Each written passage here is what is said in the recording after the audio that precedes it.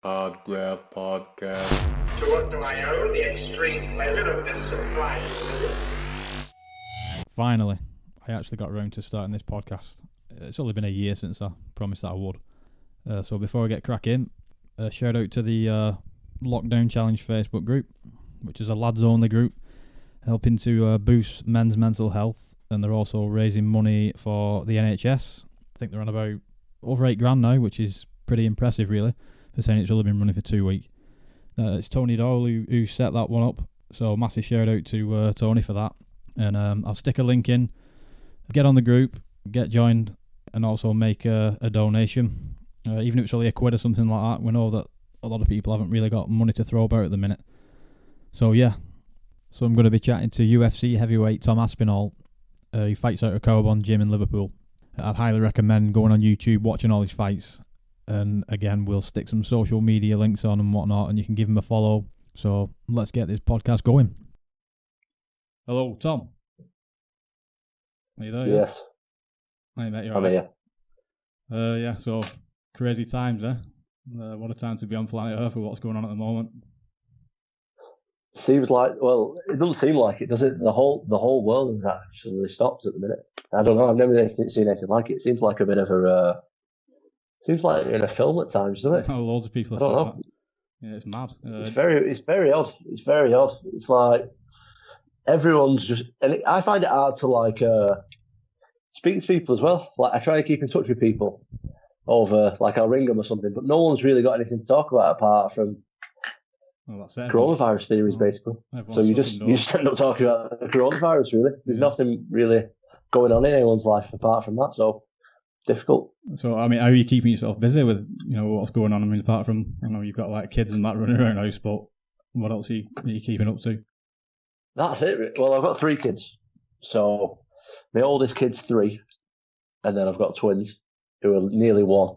So to be honest, I'd be screwed without the kids. To be honest with you, it's like that keeps me going because it keeps my routine up. Do you know what I mean? So get up, do a bit of stuff with them, get a training session in. Basically, what I've been trying to do is like do stuff training wise that I've not had a chance to do before. I've not really prioritised before. Like I'm not flexible, mate, at all, Right. and it's just something that I've always just pushed to the side. So I've been doing yoga every night. And in the morning, I've been trying to just do like I've just got kettlebells out and been doing a bit of grip stuff with the kettlebells. So I've been trying to get good at that because my grip's bad as well. Right. And just bodyweight stuff. I'm not really, because I'm a big lad, I prefer to do weights as opposed to bodyweight stuff because bodyweight stuff's hard. Yeah. So now obviously I've got no access to a gym or anything because they're all closed. So I'm just doing bodyweight stuff. So that's. I'm trying to use the time as well as I can to like improve in areas that I've not had a chance to in the past, kind of thing. Right, yeah. I mean, I don't know.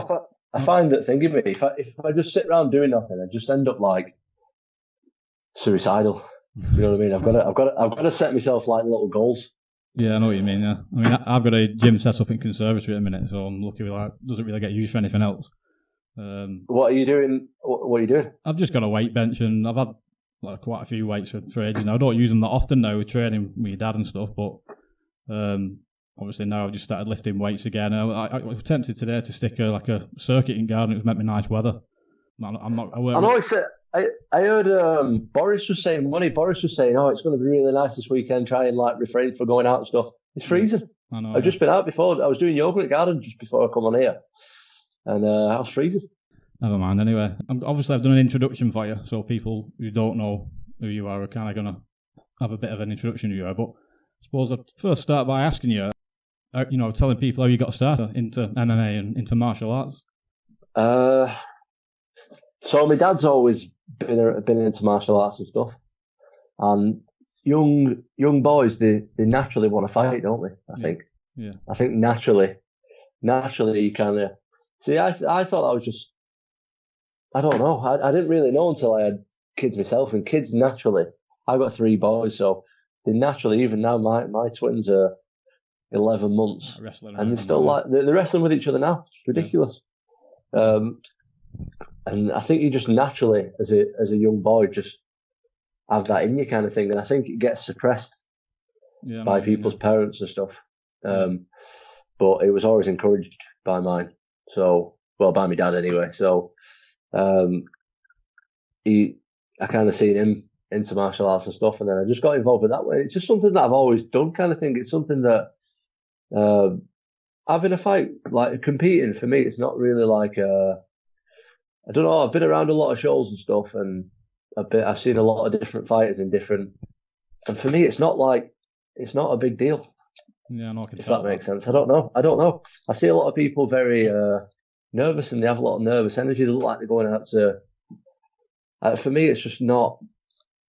It's just, I don't know. I feel like I was born to do it. I know that's like a corny thing to say, but that is. I know. I must admit, I feel like I was put. I've never seen you look angry or look stressed. To be honest with you, you just don't ever seem that. I don't know. It's just not my character. Do you know what I mean? I just don't. I've just got a laid back kind of character. I think. I don't know, but I do actually think that I was put on this earth to do that, because it doesn't bother me. It's going and having a fight with someone I don't know in front of loads of people does not bother me at all.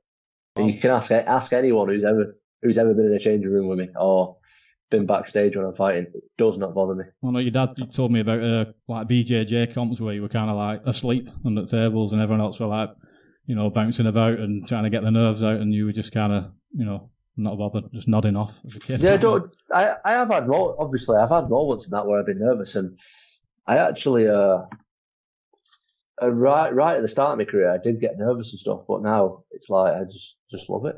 I just really like it. But like I say, you've got to see it for what it is, I think. Especially like in times like this, you know what I mean? Like the whole world's shut down because people are ill. It's it's just a sport, do you know what I mean? It's only a fight with someone. It's not life or death. Yeah, I know what you mean. You know what I mean? You go in there, what's the worst that can happen? Get knocked out and lose. And what? I mean, well, I was just going to ask you about, when you realised that, this was your calling kind of thing, when you realised you wanted to be a professional athlete, but I think you just already answered that with that question. Yeah. I mean, that's something that I've just always wanted to do it. That's just what I just kind of like, it's hard to explain, it's just something that I knew that was right for me as soon as I did it. It's just something that I wanted to do. As soon as I seen the first UFC, I was young, I was proper young. I was like, I don't know, maybe like 8 or something, 9. Yeah. And I just knew I wanted to do it even then. So, I mean, how do you feel about, obviously, you're meant to make your UFC debut in London. I mean, obviously, you're going to be a bit gutted about that, but how do you see that going now? When do you think you'll get another shot, or have you no idea? I have absolutely no idea. They said they're gonna reschedule it as soon as this is over, but who knows when it's going to be over? What I think is going to happen, I mean, this is just all what I think. I mean, that doesn't really mean anything. But they've got a thing called UFC Apex, which is it's essentially like a gym in Las Vegas, but it's like a studio. So they have you can fight there. Right. So I think what they'll do is, as soon as they open the borders again, is they'll start all the shows that have had to be cancelled. Is they'll start doing the shows there without a crowd. That's what I think they'll do. But I have no idea. But our show, the UFC London show, which was supposed to be on the I don't even remember what it was, 21st or 28th of March. Right. I don't know. 2 weeks ago. It was supposed to be 2 weeks ago anyway, whenever that was. 21st it was. So ours was the first one to get cancelled because of this coronavirus stuff. So technically we should be the first going back when it all gets back to normal, but God knows when that's going to be. Who knows? But do you know, I mean, if you don't feel jinxed as such, but it's been a bit of a tough road for you so far. Like everything, not everything seems to go wrong, but it's kind of been an uphill struggle in terms of, I suppose some people look at it as bad luck, but I know you're not like that anyway. You're a pretty positive thinking guy, but things are just from that, not your last fight, the one before that with a leg break, and it's kind of been a tough road so far, hasn't it? Do you not feel that way sometimes, or is it just part of the journey? I try not to feel that way, to be honest. You know what I mean? Like I said a minute ago, it's just, for me, it's just like it's only a sport. It's not. I mean, it's not gone smooth. Yeah. It's definitely not gone smooth, but it's not gone bad as well. Do you know what I mean? I've been winning my fights. Lost one, learned from it, not really taken any damage. It's been a bit inconsistent, like you say. It's been a bit stop-start. Like, I had a year off here and got injured there, tore my bicep, and then had to have some time off because of that. And then this has come around, like you said, leg breaks in there. Yeah. Opponents pulled out a lot, but this is MMA. Do you know what I mean? This is MMA. Yeah. Especially heavyweight MMA. Heavyweight MMA is completely different as well. You know, you got to, because there's not a lot of heavyweights around. If, for example, my opponent pulled out with 2 weeks left, it's hard to get a replacement. Whereas if you're a smaller weight and there's loads of them, your opponent pulls out, you can easily get a replacement quick. But whereas with it, that's why I've not had a lot of my fights, because something happens to my opponent last minute and then I can't get anyone else. So that's happened a lot. But, you know, I'm not going to cry about it. I'm just going to get on with it. I just got to keep going. And my time's going to come one day. Yeah. You know what I mean? It's not, like I say, I'm not going to sit here and bitch and moan about it. Just crack on. Well, I mean, from watching your last fight, obviously I've watched all your other fights online and that, you could tell that, you know, there's a bit more emotion with that Cage Warriors fight where you knocked him out. You knocked out your opponent. You could tell that you kind of felt that, you know, time had come. Because a lot of your other fights, I've never seen you be so, you know, pumped up after the win. You kind of, does that make sense? Is that no, it does make sense. I think after that one, you know, a lot of fighting is mental. A lot of fighting is in your head. And I just thought, but after the leg break one, I did kind of think like, oh, everything's not really going as well as I should. Yeah. And I thought, you know what, it's about time that I started like really showing what I'm all about in my fights. Yeah. So maybe that does mean being a bit more, I don't know, just a bit more emotional towards it, and let's show everyone what I'm all about, kind of thing. So that's probably why I was a little bit more emotional on that one. I don't know. Try and keep it all in, but I don't know. I thought it was a good performance, so I was a bit excited about that one thing. Yeah, it was good. Yeah, especially live. Good watching it live. So I mean, who would you? Obviously, I know this is like a long way going forward, in a sense. But who would you like to fight in the UFC in your division? Who would you like to be aiming for? I know things change. Like you're obviously aiming for a title, but you know, who's your ideal opponent? Who you think you'd prefer to fight if you could? It's a tough one. My dream fight, my absolute dream fight would be I'd love to fight Brock Lesnar, mate, honestly. Honestly, I would. Because I used to watch WWE and I absolutely love Brock Lesnar, so I'd love to fight him. And I know he's not even active, so this is like a pointless conversation, really. But I don't know, just with someone that big. Yeah, I'd like to see like what my technique would be like with someone that big. Do you know what I mean? See if my technique still works against someone that size. Yeah. I think that'd be really that'd be interesting. But like I said, that's not a real. That's like a fantasy matchup, really. Someone I'd like to fight right now. I'd like to fight Stipe, who's the champion now. But I think by the time I get up there, it's hard now because the heavyweight division it's full of old guys, really. Yeah. The top 10, the top 5 at least are like they're all like early 40s. So by the time I'm up there, they're going to be gone. That might be good for you, in the long run. You're the new blood coming in. I think so. I think that's why they signed someone like me, who's like young enough. They signed a lot of that in the heavyweight division, like young up and comers like me, who've not got a million fights. Yeah, but they need like a new wave of heavyweights, I think, because, like I said, a lot of the heavyweights who they've got in right now are like older guys. But they're still good. The thing is about heavyweights is you only mature in like your late 30s, it seems, with heavyweights, and I'm like mid-20s. So well, I don't know. It's hard to really say, but I'd love to fight because I think Stipe, if I'm not mistaken, he's like the longest. He's got the most amount of title defenses, I think, ever. Right. So fighting someone like that would be good, but I think he'll be done by the time I'm up there, to be honest. It's going to be a few years before I'm up there, so he'll be finished then, I think. For a while, you went into pro boxing. I mean, I've spoke to your dad about this a couple of times, but not in depth. I just wondered, what was the reason what made you make the jump to that for a while from MMA?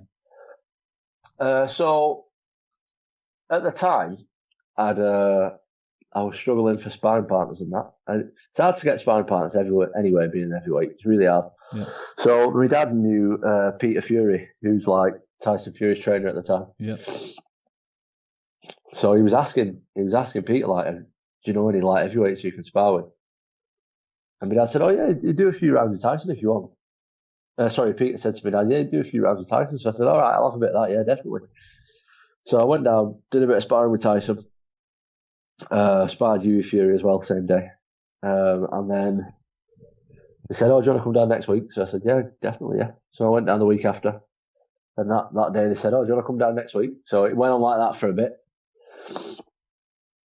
And then and then I kept getting pull-outs on my fights. So I trained for a fight, did pull out, and I was just explaining, like I got friendly with them and that then. So I'd like explain to them about it, and then they said, well, why don't you just have a go at boxing for a bit, see how that goes? So I said, oh, do you reckon? And they said, yeah, we'll get you a license and that. So I thought that was going to be like a quick thing. Yeah. But it turns out that getting a boxing license for someone who's not a boxer is very hard work. That's a whole different story on its own. That. Right. So I said, yeah, go on. So it took me like nearly a year to get a boxing license, a professional license, which was mad. That was crazy. So anyway, ended up getting the boxing license, and I just had one fight, and that was it. Said boxing, pro boxing, someone who's not a boxer, is crazy. That's a crazy sport, boxing. Do you want me to talk about that now? Yeah, of course, yeah. So for me to get my license, right, I had to go. So you have to go to like a board meeting, which is in Bradford, which is like pretty far away, isn't it, Bradford? How long does it take to get there? That's a good run. It's about an hour and a half, isn't it? Yeah. Or an hour or something. Yeah. Can't remember. So anyway, they said, right, you'll have to come up to this board meeting, which everyone has to do.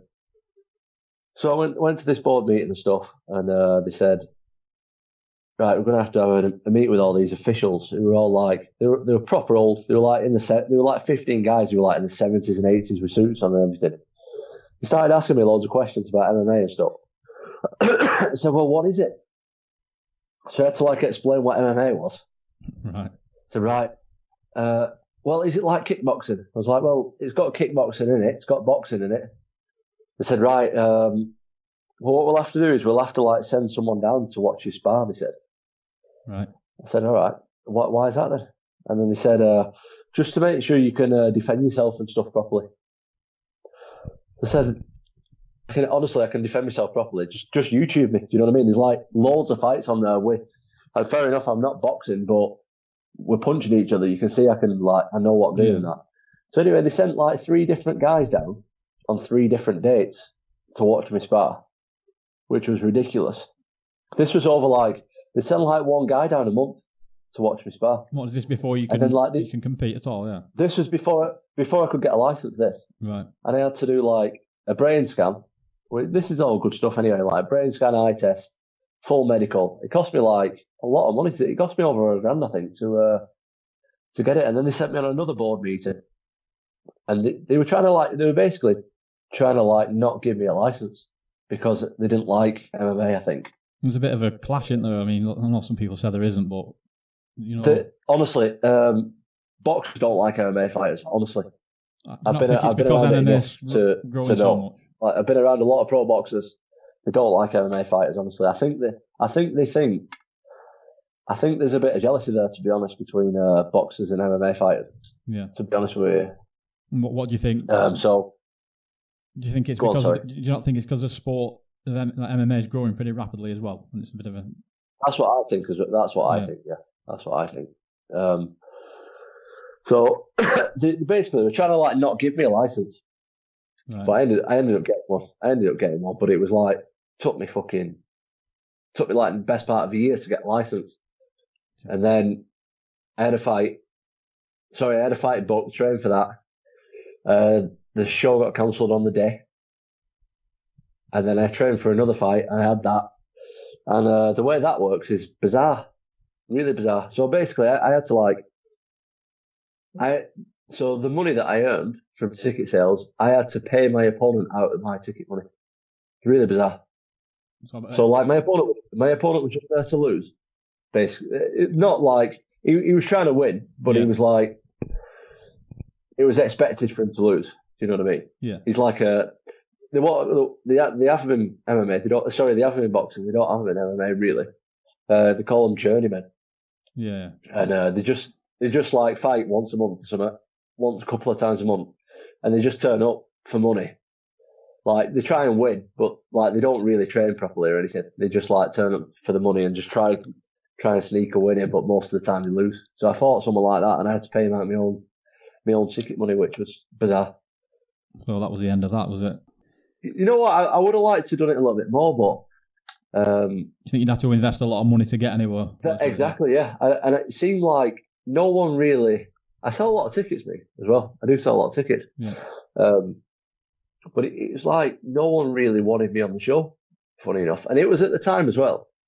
At the time, everyone like hated Tyson Fury. At the time, everyone loves him now, so it's hard to kind of remember. But at the time, everyone hated him. I don't know if I don't think that had something to do with it, but I don't know. People just didn't seem to want to. I think it's because I come from MMA. To be honest with you, is like no one really was bothered at the time about seeing an MMA guy. If you've had loads of amateur fights, people are buzzing off you, boxing and that. Like, especially if you're like an Olympian and stuff. They put you on there, you get put on like a salary, I think. I've got a mate who's he's not an Olympian, but he's like a 3-time ABA champion. Right. And he signed with Frank Warren and that, and he's got him on like a monthly wage without even fighting, and then he gets fight money on top of it, so that's good. If you can do that, that's really good. But as someone like who's had no boxing experience previously, it was. I don't think anyone was really that interested. Right. And how did you find it sparring with Tyson? Oh, that was good. That's really good. That's something that like I'll have with me forever. That I think. Yeah, how many times did you spar with him? Oh, a lot of rounds. You take a lot. I remember for 3 weeks. I remember for 3 weeks. I sparred with him 12 rounds 3 times a week, just me and him for 3 weeks. I remember that. So how many rounds is that? 12, 36 rounds times 3. I can't do that kind of maths, but it was even in that 3 weeks, it was a lot of rounds. And then I'd spar with him like once, twice a week as well, like on normal weeks as well. So that was that's unbelievable. That's experience that money can't buy, really, isn't it? Stuff like that. And how did you get on with him? Boxing wise. All right, he's very hard to it, isn't he? He's very hard to it, even for like even Deontay Wilder, who had like however many knockouts he had. I know he dropped him, didn't he, twice in the first fight, but he only hit him twice as well, really. And then the second fight he didn't hit him at all. So he's just very hard. See, someone like him, he's something that I take a lot from Tilly, because I learned a lot from him. Without him teaching me or anything, just being around him, because he never really he never took it serious, anything. He'd go in there and he'd be sparring there with he always had like Americans over, like big black guys. Yeah. And they'd be trying to. So the way it usually works like this anyway with people coming up to a fight, is they'd have like so they'd have the person who's fighting. So in this instance, like they'd have Tyson Fury he'd be in the ring for 12 rounds. Yeah. And then he'd have like 3 sparring partners, and we'd do like a round each with him. Right. Do you know what I mean? So he's staying for 12, and we'd all go in for one, come out for one. Then the next guy would go in for one, come out for one. The next guy would go in for one, come out for one. And it just worked like that with like 2 or 3 of us usually. Yeah. And these Americans and that, these big black fellas, they'd be going in there, and they were big guys as well. They were like 6'6", 6'7", and they'd just be trying to kill him. And he'd just be getting out of the way, and he'd just go. He wouldn't even. His ego wouldn't get involved at all. One would just fly past his head, and he'd just go, "Oh, that was close." Like he wouldn't even try. Usually, if someone's swinging at you, you start swinging back like naturally. Yeah. It's like in jiu-jitsu. Someone's trying to kill you. Naturally, you're trying to kill them back, aren't you? Yeah. So he just wasn't having that at all. He was just like, "Go out the way." Oh, that was close. And then he just started giggling about it. He weren't. So just being around someone like that was like, I learned a lot from that. Just being around someone like that. Well, do you keep in touch with him still now? Yeah. I don't really speak to him now, to be honest. He's busy. He's a busy guy, isn't he? I try and not I don't want to like message him or something because it seems like I'm just messaging him because he's doing well. But I have spoke to him since we've trained together and all that. But he spends a lot of time in America now, doesn't he? So I don't speak to him that often. But if I see him, don't get me wrong, I'd speak to him and stuff. But I don't like text him or anything like that. Yeah, I was talking to the guy who he randomly contacted me on Facebook. He got a few t-shirts off as a guy who did the documentary. You know, I haven't actually watched it yet, but the Tyson Fury one that's been on recently. Have you the one on telly? Yeah. Have you watched any of that yet? Yeah, I've seen them. Yeah, I think there was 3. Was there 3 of them? I don't know. I think there was 3. I've seen 2 of them, I think. Right, I might have seen them all. Yeah, it was good. Really good. I still need to watch it, really. But yeah, he's definitely a bit of a character, to say the least. Yeah, I mean, he's a really nice guy, you know. Like I say, when I first met him, it was like everyone hated him at the time, and he was really nice right from the beginning. Well, he basically, I think he used to like act up to the media or something. Yeah, that's what I think. But he was just completely normal, like he is now on interviews and stuff. He was completely normal with me, and he was completely normal then, and he's just always been a really nice guy to me. So he's definitely a character, though. He's a funny guy.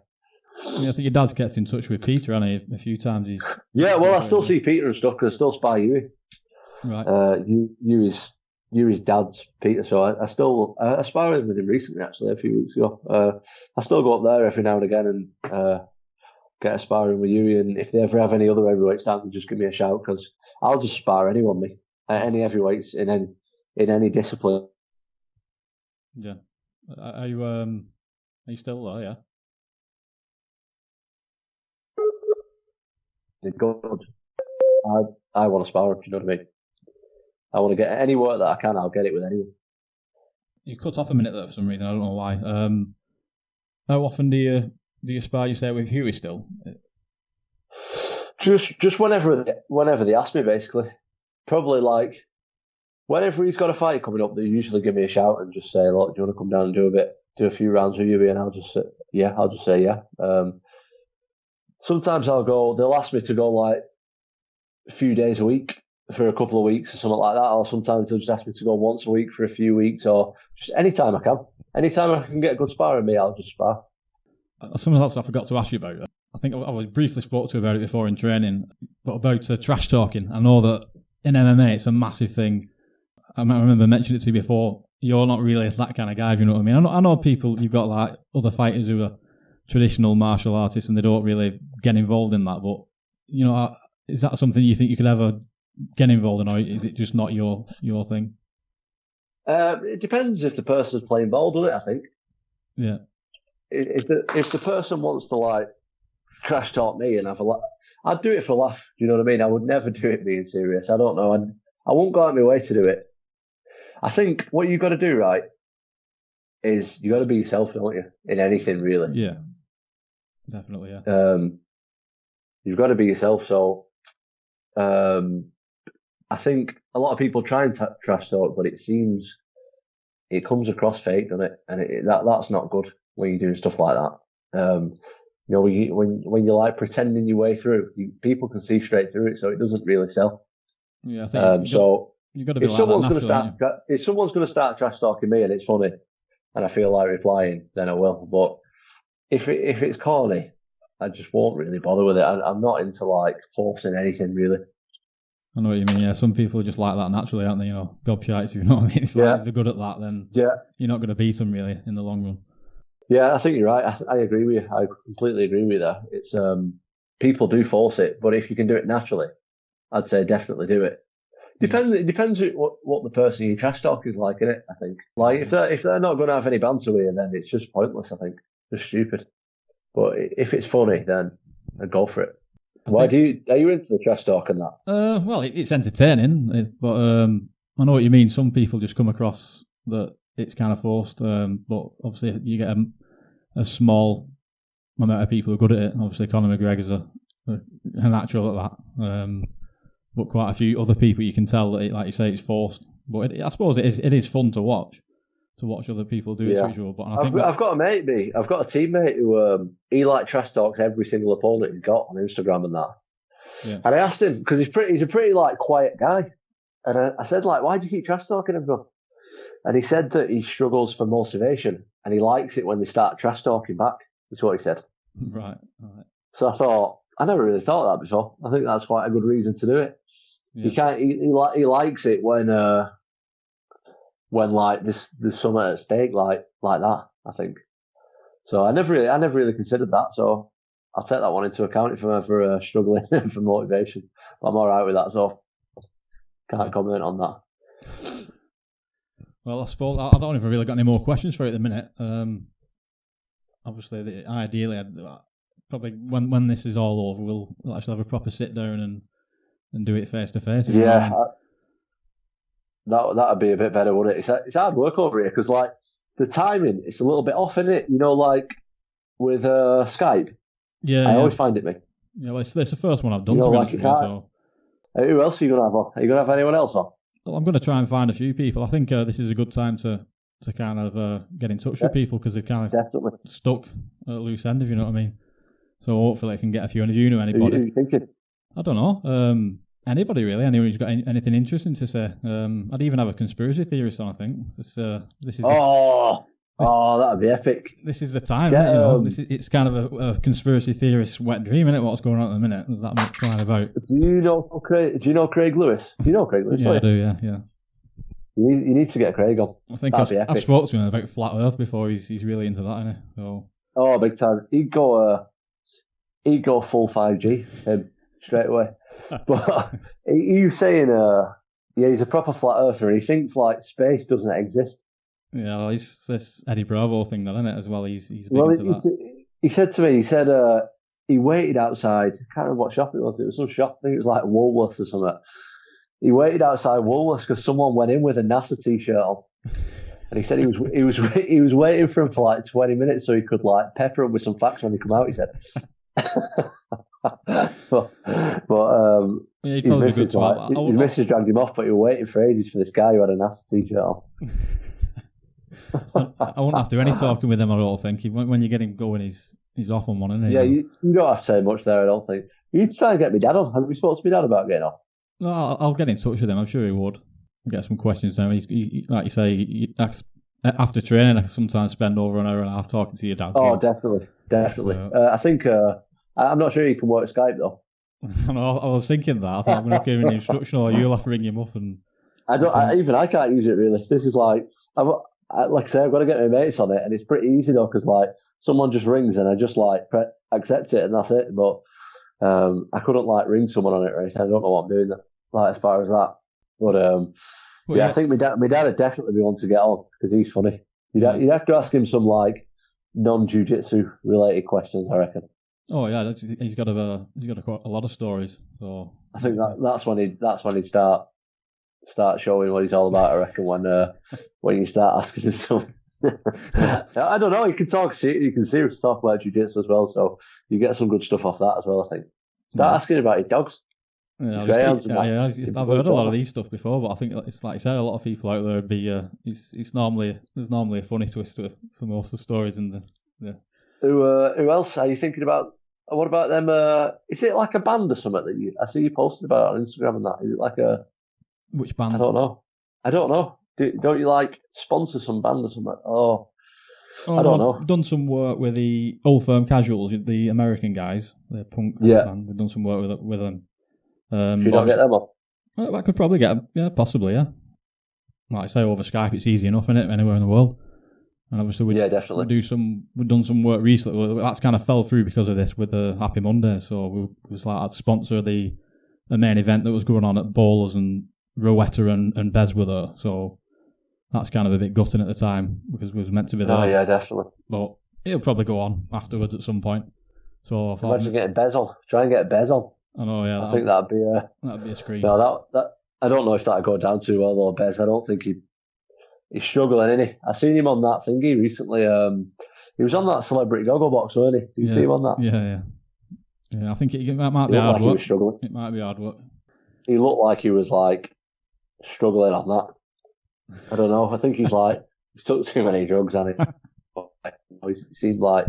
He seemed all over the place. He's a pretty intelligent guy, though. He's a beekeeper and that as well, isn't he? He's like, so I bet he's got some pretty intelligent stuff to say, some interesting stuff, and he's definitely experienced life. He's a what? He's a beekeeper? Yeah. What do you mean he has bees? Yeah, he's got beehives and stuff, yeah. He was involved in that political movement a few years back, so... Why would you have a beehive, though? For honey? Or we just have one? I think it's just a hobby. But you can keep the honey, sell it, or keep it, or whatever. No, a lot of people keep them for allergies, don't they? People who've got bad hay fever, they get told if you start keeping bees, you can get rid of the hay fever. Apparently. Really? Yeah. I've never heard of that. I don't know one person who's a beekeeper. Not that I know of, anyway. I know two now. That's oddly enough. Yeah. Yeah. Pretty cool. What? Why do they keep them though? Just for them reasons? I don't know, but like I say, maybe you can turn it into a business. I don't know. Maybe you need to actually sell honey. I don't know, but I suppose it's a hobby for some people. They're not friendly, are they? You don't get nothing out of bees, really, do you? Apart from honey.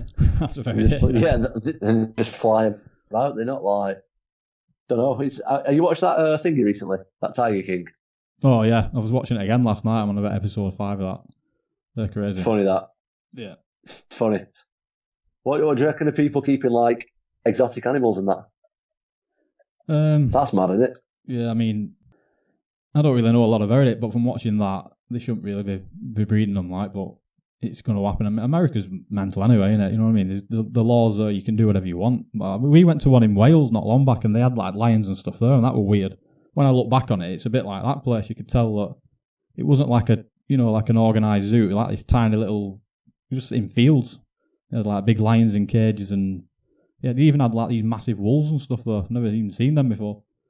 Yeah, they're just knocking about. You just think they're not supposed to be here. No. What's going on? What's going on? Yeah, it's crazy. He's got about 200 tigers, that guy, hasn't he? Oh, yeah. I bet there's a lot of money in 200 tigers knocking about. Weird. I bet there's a lot of money in it, though, isn't there? Definitely from breeding things like that. I was shocked, when they said he sells them for $2,000. I thought, you can get a dog more expensive than $2,000. Is that all he sells them for? $2,000, yeah. $2,000 for a tiger cub. And you just think, bloody hell. It's not even that expensive, is it, that for a tiger cub? $2,000. Well, would it cost more than that keeping it? It's a tiger about it in the back garden or whatever. I don't know. I've seen a lot of stuff with people who have monkeys and that. And once they go past the adolescence, then they get really violent. They can't even keep them anymore. Like a chimpanzees, they'll just tear you apart. Once they become beyond, adolescence age, they're just unmanageable. Oh, really? Do they just get crazy? Yeah, they just get really aggressive, and apparently, anyway. There's some woman got her face ripped off one, didn't she? A friend came round the house and it just killed her. Jesus. And they've got Jesus. strength of 10 men or something. One of them, they can just pull your limbs off. It's not, crazy. Yeah, you don't want to have one of them knocking around in your front room, do you? But people do, don't they? People do. I know a fellow who's got 2 monkeys, mate. Do you not remember? I mean, you're probably too young to remember the shop in Leigh, the pet shop. He had one upstairs. I do remember it, but I don't remember him having a monkey in it. He had 2. He had a little one running around the shop, and that picked up some drugs or something that someone had dropped in the shop. That's what we got told anyway, and died. And the other one got taken off him by that monkey world. He was mistreating it or something. It was in a tiny cage in the loft of the shop. Jesus. You could tell that weren't happy. If they ever got out of there, everyone in that shop would have been done for. Yeah, definitely. Can't have a monkey running about Leigh. It's not going to go down too well. Right, so I suppose before we wrap it up, obviously, with what's going on at the minute, there's going to be a lot of people out there worried and uncertain, and being such the positive thinker and whatnot. Is there anything you could say to people, to make them feel less worried, or anything they can do to stop, to help? All I could really say, because I'm uncertain and worried as well. Yeah. All I can really say is just try and keep yourself busy and set little goals and try and go for them. Don't just sit around watching Netflix all day, because that'll be all right for a bit, but we don't know how long this thing's gonna last, do we? No. See, Boris reckons. See, what I think's happening with that is he said 3 weeks, didn't he? Yeah, that's and what I think a lot of people think's going to happen is it's going to be right, 3 weeks is over, and then it's just going to go back to normal. Yeah, I don't think they know. That's not the case. That's not the case at all, is it? No, even the politicians, something like this. I mean, you couldn't really predict this in 10 lifetimes. You would never expect this to happen in your lifetime. No. It's so bizarre, so surreal, really. So even the politicians probably haven't got a clue what's going on. I mean, what's weird about it, though, again, I'm probably going down a rabbit hole here, but in China, they stopped it so quick, or allegedly stopped it so quick. That's if it's not actually still going on and they're just covering it up, I don't know. But I know they were saying, obviously, there, it's at the end of the day, it's like a communist country. They can kind of lock people down and actually really lock them down. And that's what they're saying. That's the reason why they stopped it there so quick. Maybe it is, I don't know. But here, I mean, people are just ignoring what they're being told anyway from what it looks like. So it's going to go on a lot longer than what, like you said, 3 weeks. No one's really stayed in from what I've seen. So I know a lot of people do, but a lot don't as well, especially with that good patch of weather that we had a couple of weeks back. So like you say, I don't. Who knows? I think at some point, though, they're going to have to, say, whether they mask it or not, they can't just say, right, everyone stay in your house for 6 months or whatever. No. The economy's going to be on its ass, isn't it? Yeah. So at some point, whether it's safe or not, they're going to have to say, right, get back out there now. And I don't know if they'll say it's safe when it's not.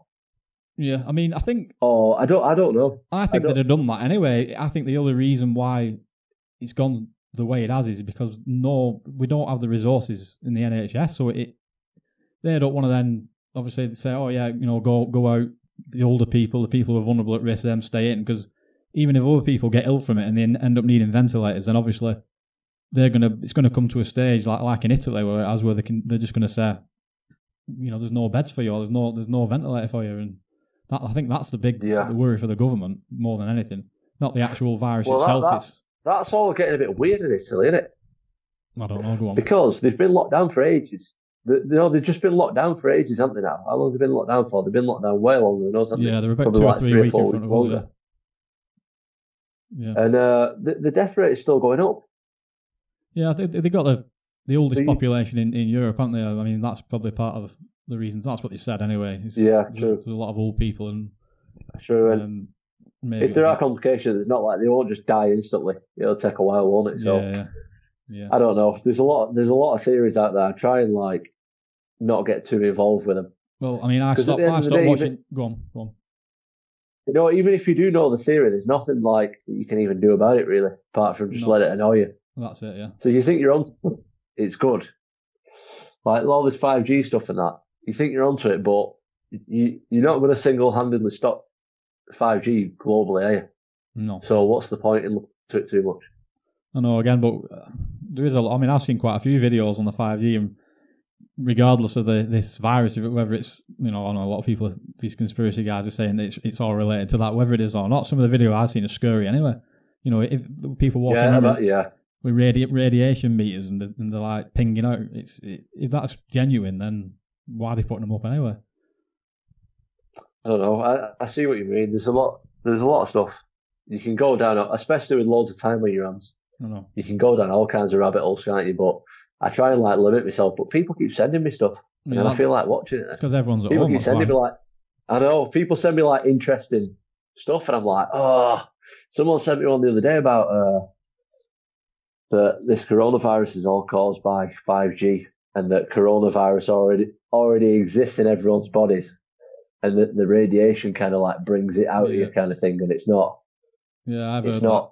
The radiation. Have you heard all that? Yeah, well, similar ones, something like that. The radiation causes it starves the red blood cells of oxygen, and it's the same, symptoms as what you'd get from, you won't be able to breathe, and something similar to that. There's loads, isn't there? I even read one earlier on today that it's this lockdown's a cover up for because there's going to be a big cataclysm. There's going to be a meteor that's coming and it's going to wipe us all. There's loads of crazy stuff. Yeah. I don't know about that. That is a bit far. Well, exactly. That's what I mean. It's you could kind of, if you read into everything, you won't go out, would you? It's But you know what?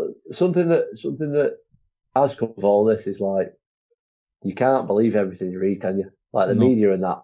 They look fucking hell. You get hit by a bus crossing the road and die these days. You died of coronavirus. It's ridiculous. Yeah, that's it. It's every death is related to it in some way, and it's just stop over exaggerating it so much. Don't get me wrong, it's really bad what's happening. People are dying from it and stuff. It's really, really bad. Yeah. I'm not downplaying it, but also be honest about people who have underlying health conditions and everything else. It's like it's not the only reason why people are dying of. No, I mean, a lot of people die from flu worldwide. So, yeah, I know. Loads of people die from flu. Loads of people die from loads of stuff. But at the minute, this is all that seems to be happening, doesn't it? But it's all based on fear, isn't it? Everyone's scared, including me. So that's why about 6 years back, I stopped reading newspapers, stopped watching the news for the same reason, because it's all negative shit, really. You very rarely you might see like 2 minutes at the end of a news report what's something that's like happened locally. That's all the rest. Most of the stuff you read and hear is, like you say, it's fear, isn't it? You don't really need to hear most of it, because there's nothing you can do about it, like you just said before. So I kind of stopped. But obviously, now being stuck in, it's hard to avoid it all. And even Facebook and things like that. If you scroll around that, everyone's shitting themselves, or everything that people are posting is all about this. And sometimes it's just better to get off that as well for a bit and keep yourself busy doing something else. I agree with you. Well, that's the answer to the question anyway. Set yourself little goals, whether it be something physical or mental. Do something to occupy your mind. Don't sit there.